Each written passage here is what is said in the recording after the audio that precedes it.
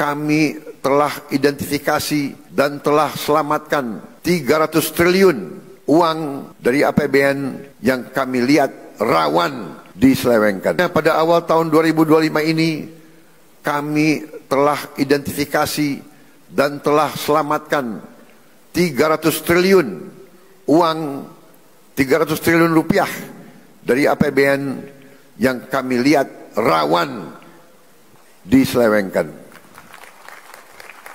Di antaranya anggaran perjalanan dinas luar dan dalam negeri yang begitu besar, anggaran alat tulis kantor yang begitu besar, dan berbagai anggaran yang selama ini jadi sumber korupsi dan sumber bacaan. Efisiensi ini diperintah oleh Undang-Undang Dasar kita, yaitu ayat 4 pasal 33 Undang-Undang Dasar Negara Republik Indonesia.